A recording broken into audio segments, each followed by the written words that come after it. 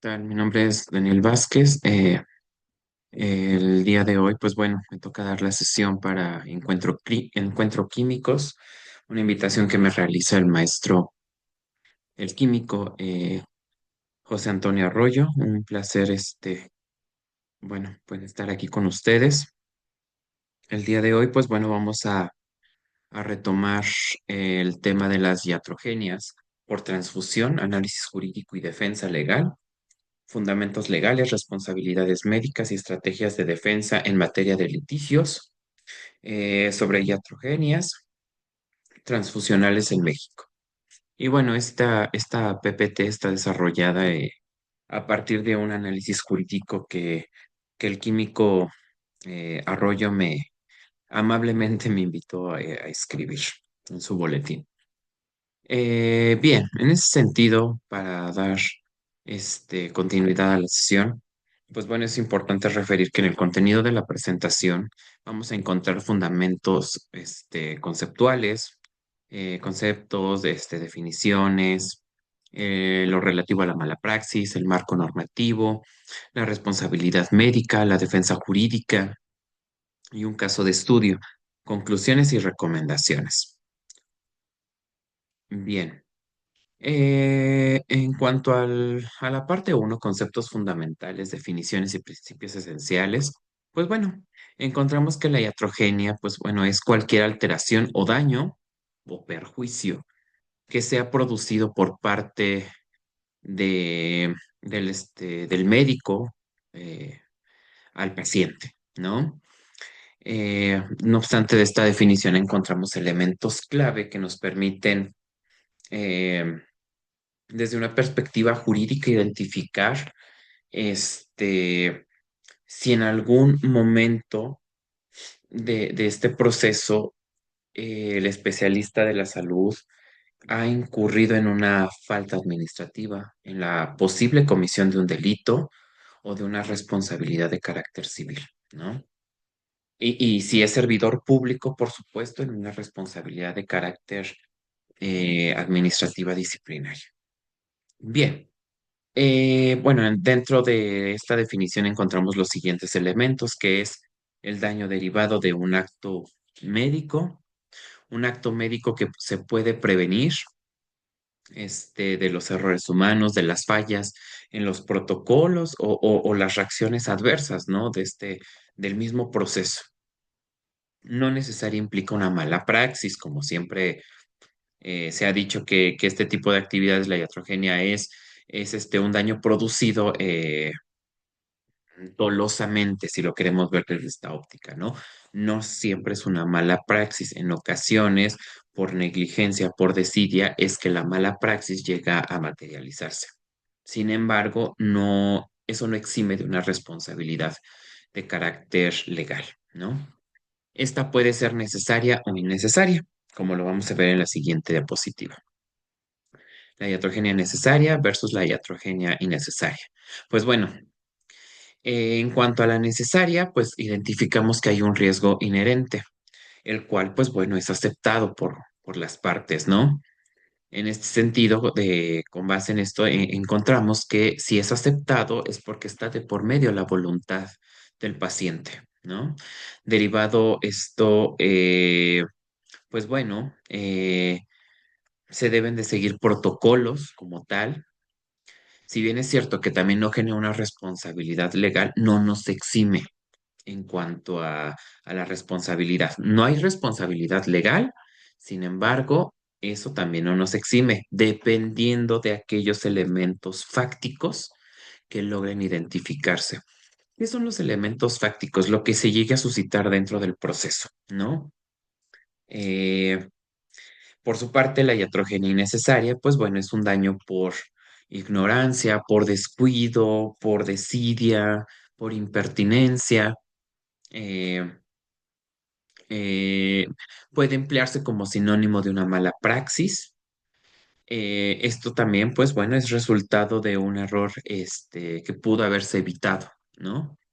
Genera responsabilidad legal, eso es verdad, pueden ser de carácter administrativo, civil penal o administrativa disciplinaria como tal, en el caso de los que sean servidores públicos. La obligación de los médicos y la obligación de los resultados. Pues bueno, la obligación de los médicos consiste en que los medios que utilizan deben aplicarse de forma diligente, diligente con base en en los conocimientos que han adquirido a partir del expertise, ¿no? Aquí le llamamos el ex artis, en el ámbito jurídico le llamamos la praxis, que eso, bueno, siempre puede emplearse como sinónimo, ¿no? Pero esto no garantiza una curación como tal, como ya vimos en la parte de la definición, pues bueno, puede ser cualquier alteración o daño que sea producido por parte del especialista de la salud hacia el paciente. En ese sentido, pues bueno, la obligación de los resultados consiste en garantizar un resultado en específico, ¿no? Que es un aspecto que aquí le pusimos raro en medicina, porque la medicina es una obligación de medios, no de resultados. Entonces tenemos que identificar si este proceso consiste en una obligación o en una responsabilidad al mismo tiempo. Vamos a verlo más adelante. ¿Qué es la Lex Artis ad hoc? Prácticamente, pues bueno, se refiere al conjunto de conocimientos y procedimientos técnicos, así como los profesionales correspondientes a una especificidad médica. Es decir, la praxis de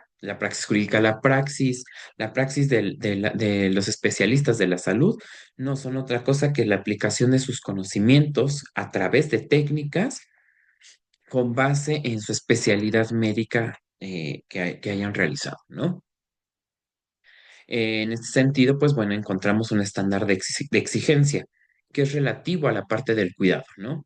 Que es el nivel de atención médica requerido según la especialidad o la circunstancia del caso. Procedimientos que deben seguirse según el protocolo de dicha especialidad, por ejemplo. Eh, Métodos clínicos basados en las evidencias este, científicas aceptadas, vaya la rigurosidad que tiene la materia por parte de la comunidad médica. El punto número 3 sería que sea aplicable al caso específico, que la adaptación particular, que sea ad hoc, se realice con base en las características individuales del paciente, toda vez que, pues bueno, los pacientes llegan a presentar determinados síntomas, determinados padecimientos, bueno, cuestiones completamente diferentes, ¿no? Y resulta fundamental para evaluar la mala praxis.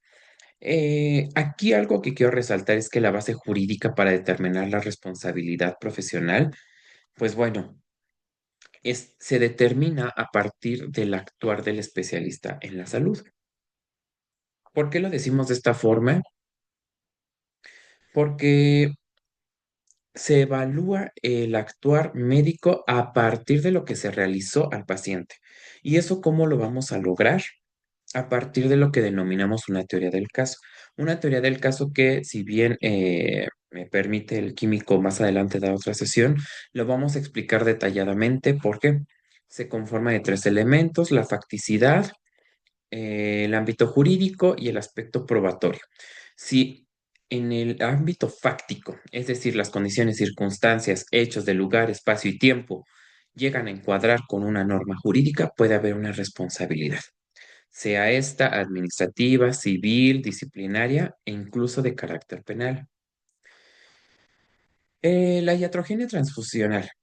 Bueno, la definición específica se entiende como daño que un paciente puede sufrir como consecuencia de una transfusión de sangre. ¿Cuáles son las causas comunes? Errores de identificación del paciente, la incompatibilidad de determinado grupo sanguíneo, reacciones transfusionales adversas, la contaminación incluso del producto sanguíneo, los errores en protocolos de transfusión y la falla en lo relativo a la documentación, ¿no? Eh, por su parte, el aspecto 2, la parte 2 de esta exposición, pues bueno, es el marco normativo rector solamente que deben seguir las y los profesionales de la salud. Se siguen leyes, se siguen normas oficiales, las NOMS, y las regulaciones aplicables para transfusiones y las iatrogenias. Ojo, esto solamente se refiere a leyes de carácter secundario que deben cumplir los especialistas de la salud, en tanto una consultoría, en tanto una gestión, en una supervisión. eh, que tienen que cumplir por protocolo, por ser especialistas en la materia de salud, ¿no? Sin embargo, reitero, si hay posibilidad de abordar este tema de la teoría del caso con el marco normativo internacional y nacional, lo podríamos ver en una segunda sesión en donde, por ejemplo, las normas oficiales y las leyes federales pasan a un segundo plano. ¿Por qué? Porque el actuar de los servidores públicos o de las y los profesionistas de la salud tiene que realizarse en el marco de lo que conocemos en el ámbito jurídico como el bloque de constitucionalidad, que se conforma por cuatro elementos, pero lo explicaremos más adelante. Por ahora explicaremos el marco normativo rector, o sea, el de base, que tienen que cumplir los especialistas de la salud. Pues bueno, encontramos la Ley General de Salud, que es una ley general a nivel nacional, donde sus artículos del 416 al 417, pues bueno, se regula la actividad del ejercicio médico y la responsabilidad profesional en el ámbito de la salud. También encontramos otras leyes que son la NOM 253, SSA 1 2012, en donde la NOM, pues bueno, regula la disposición de sangre humana y sus derivados para sus transfusiones. La NOM 004 SSA3 2012, pues bueno, establece los requisitos de elaboración, integración y manejo del expediente clínico en instituciones de la salud. Si bien esto solamente es por cuestiones de protocolo institucional, tenemos instancias normativas de otro nivel jurídico de mayor relevancia, de mayor impacto, y que por supuesto las y los profesionales de la salud están obligados a respetar en tanto que, eh, pues bueno, tienen por objetivo proteger uno de los bienes jurídicos que consideramos en el derecho, que es la vida y por supuesto garantizar la dignidad humana, ¿no? Que lo encontramos en el artículo primero constitucional. En cuanto a la NOM 253 SA1 2012, encontramos la regulación de la sangre humana. ¿Cuál es el objeto que tiene esta NOM? Pues bueno, regular la disposición, el procesamiento, todo aquello relativo al almacenamiento de la sangre humana con el propósito de garantizar, y aquí le pondría proteger incluso, la calidad y la seguridad en todo el proceso, ¿no? Para evitar que el profesional de la salud incurra o pueda incurrir eh, en actuares que no son dolosos. ¿Sí me explico? ¿Cuáles son los requisitos? La sección rigurosa de donantes y pruebas de compatibilidad obligatorias para asegurar la idoneidad de la sangre que ha sido donada. ¿Cuál es la documentación? La trazabilidad completa del producto sanguíneo desde la donación, desde el proceso de su donación hasta su uso final, ya en la parte de la transfusión, con los registros previamente detallados, ¿no? Tipo de responsabilidad que encontramos dentro de esta norma, pues bueno, las obligaciones para los bancos de sangre y el personal médico, como se los estaba comentando en un momento, que eso se vincula con la responsabilidad que tienes. Si eres servidor público, doblemente por ser servidor público y un profesional de la salud. Y si solamente eres un profesional de la salud, se desprende también las obligaciones que tienes como profesional de la salud, en tanto que tienes que garantizar la vida y la dignidad humana, ¿no? Eh, en la responsabilidad encontramos obligaciones específicas para bancos de sangre y el personal médico involucrado en el manejo de los productos sanguíneos. Por su parte, encontramos la NOM 004 SS A3 2012, que es el expediente clínico, lo relativo a esta materia, que es una norma de carácter esencial para los requisitos de los registros clínicos. Si nos vamos percatando, las NOM solamente son normas que tienen que cumplirse por cuestiones de carácter protocolario, ¿no? Esta NOM, pues bueno, incluye el contenido del expediente, la historia, lo que conocemos como la historia clínica, las órdenes médicas, las notas de enfermería, que si lo vamos viendo jurídicamente, estos elementos como también la documentación de consentimiento informado, las anotaciones objetivas y completas de los procedimientos transfusionales y el principio fundamental de lo que no está escrito no se hizo, son elementos que constituyen lo que llamamos la parte fáctica de una teoría del caso, ¿no? En donde se describen los hechos en determinado espacio, tiempo, lugar, de cómo se fueron suscitando este, pues para identificar si se ha cometido algún delito, alguna responsabilidad, ¿no? Aquí hay un principio fundamental, lo que no está escrito no se hizo. Sin embargo, yo complementaría con el desconocimiento de la norma no te exenta de la responsabilidad. Ese es un hecho jurídico que se maneja en nuestro contexto y bueno, pues eso ha traído consigo responsabilidades en las diversas materias de carácter punitivo, eh, este, pero bueno, eso lo veremos más adelante. Ahora, el proyecto de actualización, la NOM 253/2024, pues bueno, me parece no, una ley, no, una norma nacional de carácter secundario, reitero, son de carácter secundario,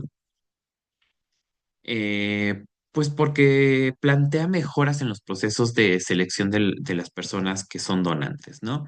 Se hacen un implemento estricto y protocolario para mejorar que estos procesos se lleven en el marco de una seguridad, no solamente de las personas que están donando, sino también de las personas que van a ser receptores de dicho producto, vamos a decirlo así. Un punto número dos es las nuevas pruebas de detección de patógenos, la adopción de tecnologías avanzadas para identificar pues un mayor em, aspectos, ¿no? De agentes que puedan ser infecciosos en productos sanguíneos. Los estándares de calidad actualizados, que esto me parece fundamental en la materia porque estamos hablando del sector salud, que tiene que consistir en la exhaustividad de los parámetros de control de calidad, como debe de ser, para cumplir con las mejores prácticas que han sido no solamente reconocidas en el plano nacional, sino desde una perspectiva internacional, ¿no? Una mayor trazabilidad de los productos sanguíneos es el punto número cuatro, pues bueno, que se tenga registros, seguimiento de carácter mejorado y continuo bajo supervisión de especialistas en la materia, con el propósito de garantizar la transparencia del proceso y la manera en la que se fue llevando a cabo el suministro del producto. Punto número 5, requerimientos de capacitación del personal. Pues bueno, este es obligatorio porque no solamente en el ámbito jurídico los abogados tenemos que estar actualizados continuamente, sino los especialistas en el ámbito de la salud también, ¿no? O sea, todas las profesiones como tal, porque los programas resultan eminentemente obligatorios para la formación continua, para garantizar la capacitación de los especialistas de la salud, que es algo que siempre he platicado con el químico José Antonio, que los servidores públicos, los servidores y los especialistas en la materia de salud tienen que estar completamente actualizados, no solamente por una cuestión operativa en el ejercicio de sus facultades, que esto, bueno, lo conocemos como una de las partes de los cuartetos constitucionales, artículo primero, párrafo segundo y tercero, sino también por una cuestión de defensa, de que aprendan a defenderse sobre, por ejemplo, el poder estatal, ¿no? Sobre algún tipo de responsabilidad. Entonces, eh, por ejemplo, pasando a la Ley General de Responsabilidades Administrativas, una ley secundaria, pues bueno, encontramos que lo relativo a la aplicabilidad, ¿no? eh, la aplicabilidad, como se los decía en algún momento, si eres especialista de la salud y trabajas en el ejercicio administrativo, en la esfera administrativa pública, pues bueno. se aplica como tal, ¿no?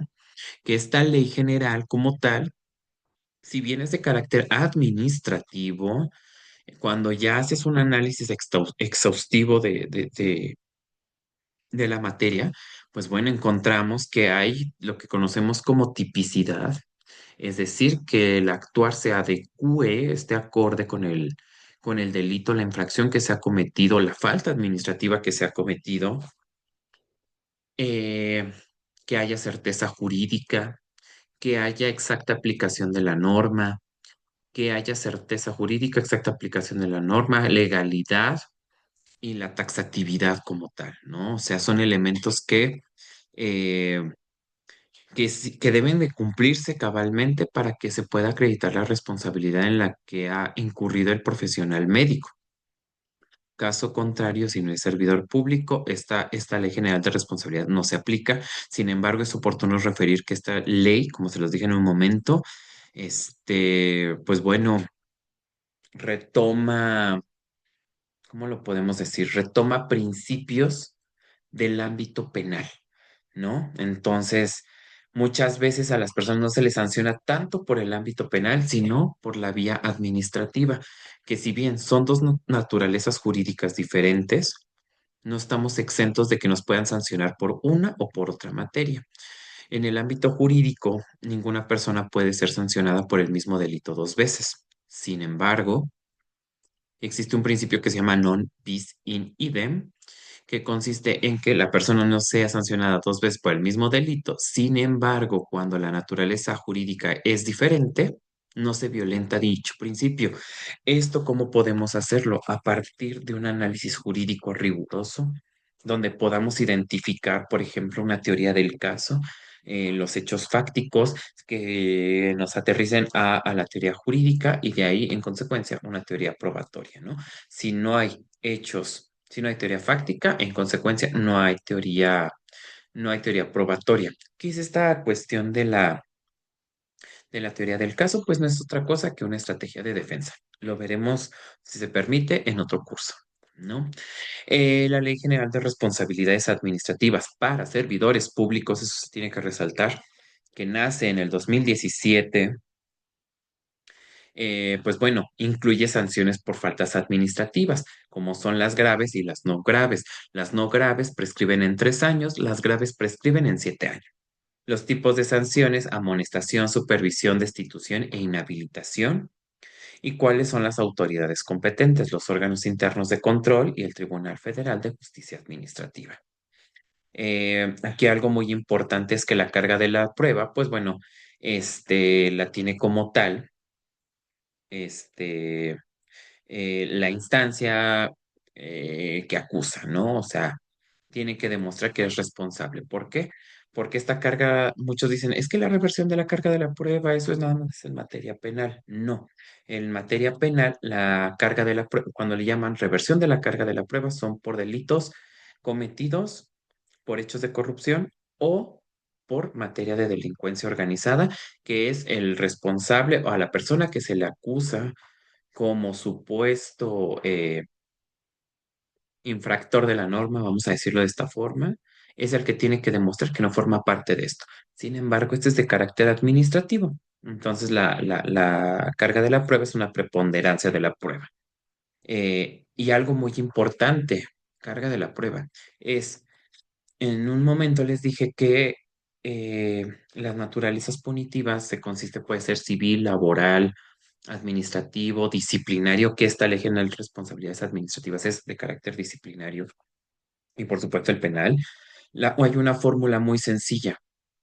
Frente a un derecho punitivo, le sumas la presunción de inocencia. Si hay presunción de inocencia, en consecuencia podemos hablar de que hubo una legalidad dentro del proceso en el caso hipotético en el que el responsable de la salud haya incurrido en alguna falta administrativa o en un supuesto delito, ¿no?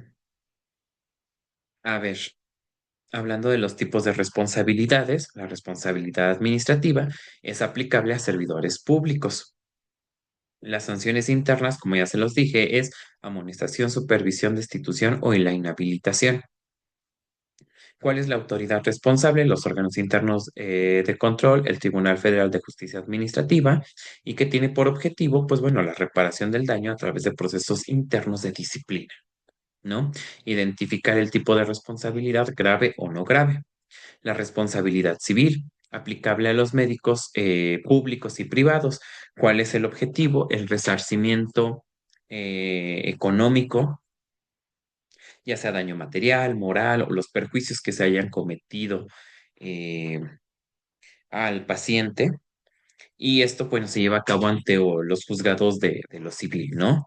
¿Cuál es el estándar? Es un acto, un daño, un nexo causal también, una indemnización, una indemnización compensatoria al paciente y una responsabilidad penal, que es a la que nadie quiere llegar, porque aquí en la responsabilidad penal puede aplicarse la civil, bueno, puede aplicarse la penal y la administrativa, y como se los decía, no afecta una ni otra, porque son naturalezas jurídicas completamente distintas. Y esta penal, pues bueno, es aplicable a los médicos, públicos y privados. ¿Cuáles son los delitos? Contra la vida y la salud. Como se los dije, uno de los bienes jurídicos que tutela el derecho penal es la salud, ¿no? Es la vida, perdón. En consecuencia, si hay vida, hay salud, pero si no hay salud, en consecuencia no hay vida. El homicidio, las lesiones, y esto, pues bueno, la instancia correspondiente, las correspondiente es el Ministerio Público o los juzgadores de lo penal, autoridades, la autoridad jurisdiccional, ¿no? Eh, el estándar más alto, pues va más allá de la duda razonable. Se hace la media aritmética, cuál es la máxima, cuál es la mínima. Y bueno, esto puede ser una multa, como lo vimos, por ejemplo, en un resarcimiento económico en el ámbito civil, o en su caso, una prisión, ¿no? ¿Cuáles son los criterios más comunes? Requieren de una acreditación de negligencia, impericia o imprudencia. Aquí el nexo causal es el actuar médico y el daño que ha causado el especialista de la salud, ¿no? Una de la defensa común es que debemos demostrar el cumplimiento de la lex artis, los protocolos, las normas, los documentos que complementan todo este eje angular, que como se los dije, en el ámbito jurídico, todos estos elementos que podemos presentar como medios de prueba legítimos, ilícitos también, pueden representar la conformación de una teoría fáctica, ¿no? En una teoría del caso. El consentimiento informado, pues bueno, es uno de los requisitos esenciales para que se pueda perpetuar o ejecutar la práctica médica. ¿Qué es el consentimiento informado? Es la explicación clara del procedimiento de riesgos y alternativas hacia el paciente, ¿no? ¿Cuáles son los componentes? La explicación médica, cuáles pueden ser sus alternativas, así como los posibles riesgos o beneficios que puede traer consigo esta práctica médica, ¿no? ¿Cuál es uno de los requisitos donde uno puede acreditar que hubo voluntad? Pues bueno, o voluntad o consentimiento, como lo dice la presentación, pues bueno, es que se tenga un registro clínico y por supuesto se tenga la firma del paciente. Puede haber excepciones médicas, eso es algo que hay que resaltar, cuando es imposible obtener el consentimiento de la o el paciente. La falta de consentimiento informado, pues bueno, fortalece la demanda del paciente. Eso es algo muy, un elemento clave. Por su parte, tenemos las modalidades de responsabilidad médica, que es la impericia, la negligencia, la imprudencia y los criterios de evaluación. Encontramos al menos tres, que la impericia es la falta de conocimiento o habilidad técnica en la materia. ¿Cuáles son sus características? Personal médico infortunadamente no capacitado para realizar transfusiones, que eso es algo sumamente preocupante. Ejemplo, por ejemplo, realizar una transfusión sin estar completamente capacitado o entrenado en dicho procedimiento. Por su parte, encontramos la negligencia, que la definición, pues bueno, nos dice que es una omisión de los deberes establecidos incluso jurídicamente. Eh, ¿Cuáles son las características? Bueno, no seguir protocolos obligatorios y un ejemplo podría ser no verificar el tipo sanguíneo del paciente antes de llevar a cabo lo que es la transfusión, ¿no? La imprudencia, una acción temeraria le pusimos en la presentación o precipitada, ¿no? ¿Cuáles son sus características? Realizar los procedimientos, sin la debida precaución, cuidado, o sin el seguimiento de los protocolos, ¿no? Ejemplo, hacer la transfusión de sangre sin realizar pruebas de compatibilidad adecuadas. Si los vemos muchas veces, no es de que el actuar del especialista de la salud se haga de forma dolosa, sino que se hace de forma imprudente, negligente, y eso no nos exenta de una responsabilidad de corte legal, como ya las vimos, ¿no? La administrativa, de la disciplinaria, la penal y por supuesto la civil. Por otro lado, encontramos lo que es la evaluación del estándar de cuidado. Cómo los tribunales evalúan si un médico cumplió con el estándar de cuidado, que es el ex artis, o con su práctica jurídica, con su práctica médica, perdón. ¿Cuáles son los criterios de evaluación? La comparación con pares en la misma especialidad, el seguimiento y evaluación de los protocolos institucionales actualmente vigentes en el país, directrices médicas ampliamente reconocidas, por supuesto, en la materia adjetiva, que es el ámbito de la salud, y el reconocimiento científico al momento del acto, así como los recursos disponibles en la institución. A ver, aquí hay un tema muy relevante que es la parte del nexo causal como un elemento clave en los litigios. ¿Cuál es la definición? El nexo causal, pues bueno, no es otra cosa que el vínculo, la causa entre el acto médico y el daño al paciente. Ante una acción siempre habrá una reacción. En consecuencia, esto puede requerir que haya una probanza o que se compruebe que, que hay un nexo causal, ¿no? ¿Y cómo lo vamos a hacer? Pues a partir de una evidencia médica y científica de la causalidad directa. ¿Cuál es la defensa? Pues bueno, la identificación de causas alternativas. Por ejemplo, la evolución de la enfermedad, la condición en la que se encuentra el paciente o incluso la condición preexistente en la que se encuentra el paciente, ¿no? Aquí, generalmente la carga de la prueba, pues bueno, recae en la persona, en el demandante, pero eso debilita, eso para que pueda pasar, se tiene que comprobar y demostrar mediante la documentación, deficiente, ¿no? Entonces, la carga de la prueba queda en el demandante. ¿Cuáles son los ejemplos? Pues bueno, el error en la transfusión, lo que, pues bueno, propició que el paciente ay, lo que el paciente muriera, por ejemplo, o que falleciera por una enfermedad subyacente o que haya surtido efecto secundarios y en consecuencia, pues bueno, hayan propiciado la muerte del paciente. Uno de los elementos indispensables del nexo causal en esta materia, pues bueno, es precisamente establecer que los tipos de responsabilidad que hay para los litigios en la en la materia médica.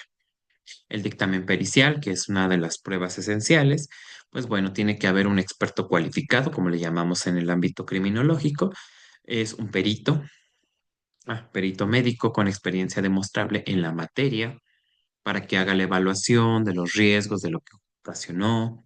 La función, pues, evaluar si el médico demandado actuó conforme a la Lex Artis y conforme a ad hoc vaya a su especialidad, ¿no?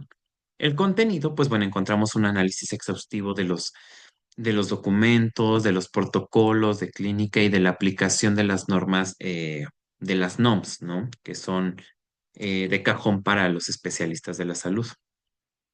Cuatro, el peso probatorio. Esto es un elemento fundamental, porque en el elemento probatorio, como se los dije, si no hay teoría fáctica, no hay teoría probatoria.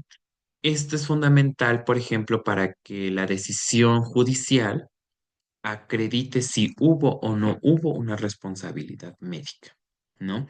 Siendo esta la, la, Por ejemplo, a ver, si hay una responsabilidad penal, eso lo determinará la autoridad judicial. Y si hay una responsabilidad administrativa, civil, laboral o disciplinaria, pues bueno, el órgano jurisdiccional. La defensa, pues bueno, aquí se contrademuestra y requiere, con base en peritos, ¿no? Especializados en la materia, calificados y que tengan una buena argumentación y técnica de defensa sólida, que es una teoría del caso, ¿no? Prácticamente. Aquí el dictamen pericial es la prueba técnica que se traduce en la evidencia médica para que el juzgador determine la responsabilidad del profesional. ¿Qué encontramos en esto? Pues bueno, los pilares de una defensa jurídica sólida es el cumplimiento normativo de la Ley General de Salud y de las NOMS, los documentos que estén impecables, la argumentación jurídica y la motivación y fundamentación que se lleve a cabo del dominio de los conceptos de la iatrogenia o la mala praxis en su caso. La prueba pericial, bueno, tiene que ser creíble y por supuesto aquí yo le agregaría lícita, ¿no? El dictamen experto para que valide la corrección de la práctica o acredite la responsabilidad del experto de la salud. El expediente clínico como prueba muestra. Aquí este es uno de los elementos más importantes, considero, porque se pone en evidencia el contenido del litigio en la materia. Uno de los principios fundamentales es lo que no está escrito, no se hizo. Sin embargo, el desconocimiento de la norma no te exime de una responsabilidad. ¿Cuál es el contenido esencial? La identificación del paciente, cuál es su diagnóstico, cuáles fueron los procedimientos que se le realizaron, los resultados que se obtuvieron a través de los laboratorios, las órdenes médicas y las notas de enfermería. Y de allí, por ejemplo, una consecuencia de incomplitud, le llamamos, que es la presunción de la negligencia contra el médico. Su importancia, pues bueno, es que el expediente incompleto es prácticamente una derrota segura en el litigio y con base en ello, pues bueno, tiene que haber una actualización continua, anotaciones cont- que sean acorde con los hechos, el aspecto fáctico de, de, de lo que se esté suscitando, ¿no? Los requisitos y documentación en materia transfusional. Tiene que haber verificación de identidad del paciente, pruebas de compatibilidad, consentimiento informado, indicación médica, datos del producto, los signos vitales en que se encuentra el paciente, cuáles pueden ser las posibles reacciones médicas de manera previa a un diagnóstico del paciente y la firma del personal de la salud. Son elementos que por protocolo se tienen que cumplir. La gestión de crisis ante un evento adverso en materia transfusional, ¿no? Pues bueno, los principios inmediatos del caso es pues bueno, punto número uno, la atención médica, eh, puede ser de emergencia al paciente, la preservación de la evidencia, bolsa de sangre, muestras, equipo usado y la documentación factual y objetiva de lo ocurrido. La notificación interna a autoridades hospitalarias y la comunicación profesional con la familia del paciente.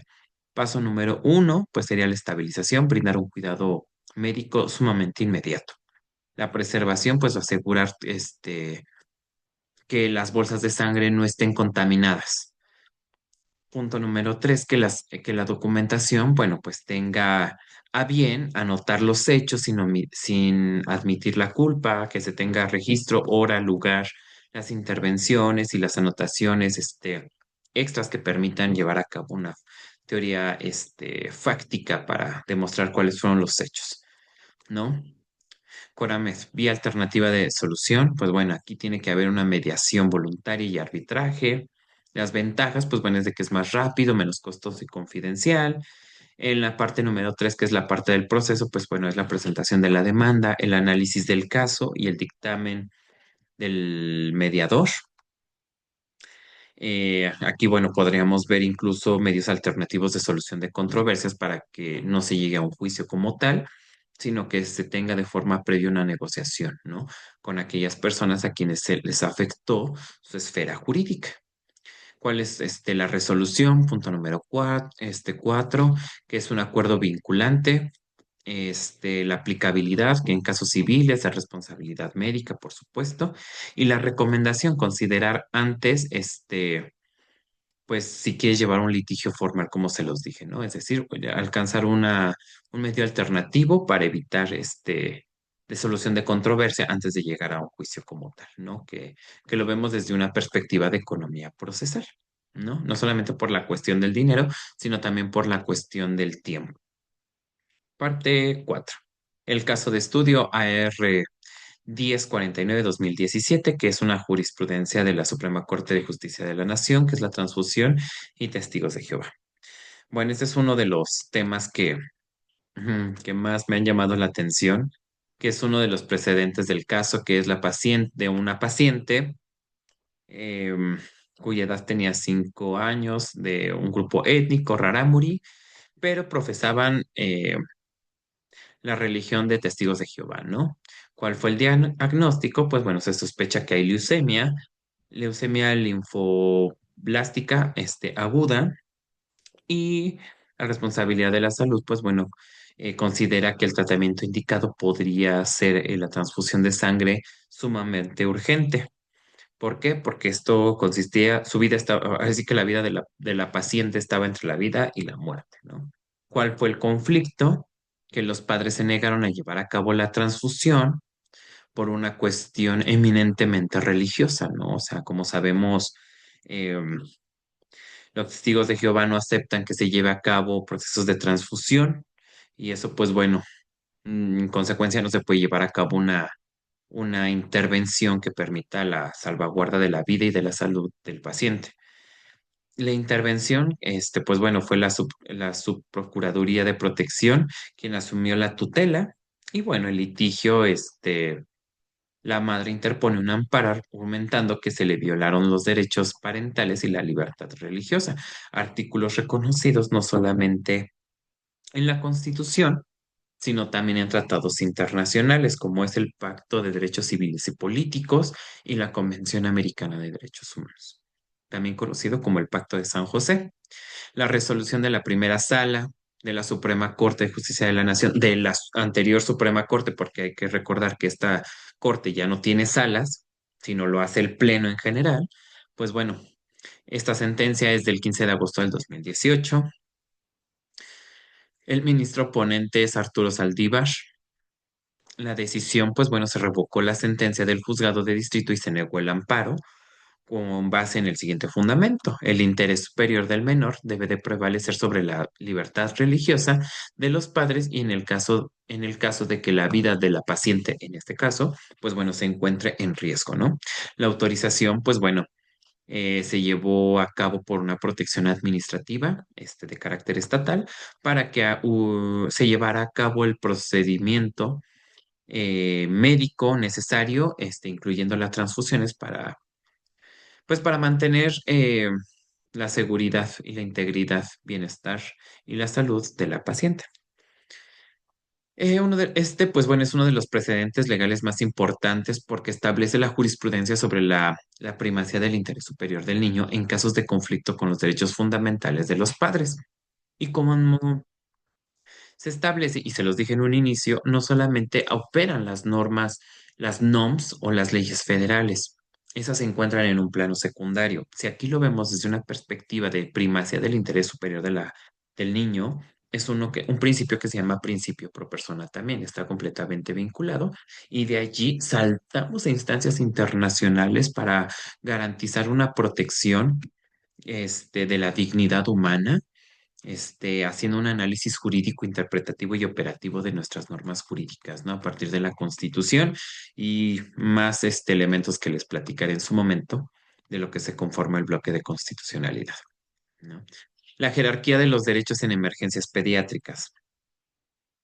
Aquí, pues bueno, la base es, el derecho a la vida privada y familiar, la libertad religiosa, lo vemos como una supremacía, que tiene que respetarse. Aquí, pues bueno, en la parte de en medio, el deber del Estado de proteger, activando su papel de protector a partir del riesgo inminente que está presentando la paciente. Y el 3, vamos a decirlo por orden, es el interés superior del menor, bueno, pues estaba el derecho a la vida y a la salud. El presentar esta pirámide no significa que haya un orden en cuanto al interés superior del menor o el derecho a la vida y la salud. No, lo pusimos así para irlo desglosando y entenderlo. Sin embargo, los derechos no son jerárquicos, son horizontales. Los derechos son horizontales y operan jurídicamente desde un enfoque eh, heterárquico, en donde aquel espacio en el que confluyen las normas jurídicas y se aplican a aquellas que permitan garantizar la mayor protección al sujeto, ¿no? Entonces, cuando exista un conflicto que amenaza la supervivencia del menor, en este caso la vida o la salud, el derecho a la vida es el que predomina. ¿Sí me explico? Los principios jurídicos establecidos en, en el AR 1049-2017 pues bueno, es el interés superior del menor, el derecho a la vida prevalece, los derechos parentales en consecuencia no son absolutos, sino que, vamos a decirlo de esta forma, pueden relativizarse o restringirse, se restringen en la medida que hay otro derecho que tiene que protegerse. Eh, Aquí el Estado debe de intervenir. Eh, Aquí, por ejemplo, hay una neutralidad estatal porque no se aceptan, por ejemplo, actos de discriminación como tal, ¿no? Entonces lo que prevaleció fue el derecho a la vida, los tratamientos alternativos y el estándar de aceptación. Aquí, pues bueno, el estándar establecido, pues bueno, debe de ser científicamente probado y ofrecer un nivel de recuperación similar, comprobable al tratamiento estándar. Aquí el Burden of Proof es pues bueno, propone alternativas que deben demostrarse con base en equivalencias científicamente comprobables y aceptadas por el gremio, por los especialistas en la materia. ¿Cuál es la implicación? Pues bueno, que la preferencia religiosa no puede anteponerse a los derechos y a la necesidad médica que tenga que aplicarse a las personas para su salvaguardia. El punto número 4, que es el caso de la paciente que ya les había comentado, pues bueno, no había ninguna alternativa ni sangre disponible para la leucemia aguda. Eh, ¿Cuál fue la defensa médica? Pues bueno, los médicos están protegidos por un estándar, mm, por un estándar jurídico nacional e internacional. Sin embargo, también hay que tomar en cuenta que hay objeciones de carácter religioso. Esa es la parte que pareciera que no está vinculado el derecho y la religión, pero a pesar de ser dos sistemas completamente diferentes, uno influye sobre el otro, ¿no? Entonces, eso puede poner en menoscabo la esfera jurídica de los pacientes. Aquí uno de los protocolos de puerto seguro de la Suprema Corte, pues bueno, consiste en un diagnóstico médico que indica una transfusión de sangre. Aquí, pues bueno, punto número 2, los padres se niegan por razones eminentemente religiosas. El hospital informa exhaustivamente sobre los riesgos y los beneficios que puede obtener la paciente al estar en riesgo su vida y su salud. Y bueno, pues a los padres al estar en contra de que se lleve a cabo este procedimiento por creencias religiosas, en consecuencia, pues bueno, la tutela la toma la Procuraduría de Protección de Niños y Adolescentes. Dicha solicitud, pues, bueno, se lleva a cabo por parte de la intervención estatal, la tutela la lleva a cabo la Procuraduría en comento, se autoriza el procedimiento médico y el médico ejecuta el mandato por obligaciones legales, ¿no? Las limitaciones de la intervención estatal, pues bueno, identificamos el alcance limitado que se aplica solamente en la toma de decisiones médicas. Es una desventaja si lo queremos ver así, ¿no? No desplaza otros derechos. Aquí es muy importante es que los derechos parentales, pues bueno, se encuentran dentro del núcleo familiar. La duración de la tutela, pues es limitada en un espacio-tiempo determinado, en este caso, una emergencia médica específica. Y el propósito es únicamente autorizar el tratamiento médico para la salvaguarda de su vida en este caso de la paciente, ¿no? El respeto a las familias, pues bueno, se sigue perseverando, pero la autoridad parental permanecen intactas, es decir, no se violenta el vínculo parental, solamente, digamos, se restringe por un momento, se motiva, se fundamenta, por supuesto, con el propósito de la salvaguarda de la salud y de la vida de la paciente. La autonomía progresiva del menor es un concepto introducido. Pues bueno, encontramos que es en cuanto a la definición, la autonomía progresiva a medida de que el niño desarrolla su capacidad para formar sus propios valores. Una implicación es el derecho de los padres a decidir si disminuye a medida que el niño va madurando. La aplicación de dicha transfusión, pues bueno, se lleva a cabo con niños mayores que puedan rechazar la transfusión y si existen alternativas viables. En el caso de que los menores, bueno, de que las personas sean menores de edad, pues bueno, la tutela en su caso la tendrán sus padres, pero cuando los padres entra en pugna un hecho, una controversia como tal, en este caso, pues bueno, fue la Procuraduría quien tuvo el poder estatal, de llevar la tutela. ¿Cuál es una de las limitaciones? Pues bueno, el niño sigue siendo objeto de inclusión con la autonomía su desarrollo. Y aquí, pues bueno, la edad variable es algo indeterminado, ¿no? Porque su evaluación no se determina por la madurez en cada caso, ¿no? El futuro legal, bueno, pues establece que para temas de consentimiento, pues bueno, el caso de Clara puede ser uno de los precedentes claves para evitar poner en menoscabo pues el bienestar de la paciente.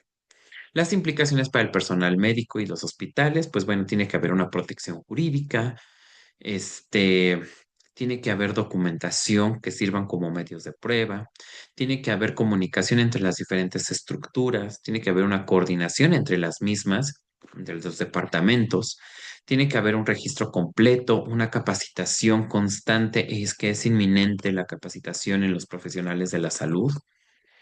eh, en tanto que, pues bueno, esto permite que generar alternativas de defensa para los profesionales de la salud, ¿no? Los casos similares y las generalizaciones. Pues bueno, es una aplicación general. Los mismos principios se aplican en cualquier rechazo parental de tratamiento que salve vidas. En el caso de que haya un excluyente o una obstaculización por parte o de un aspecto de carácter religioso. Los ejemplos, pues bueno, el rechazo a quimioterapias, el cáncer pediátrico, las vacunas, los procedimientos quirúrgicos, las transfusiones, por supuesto.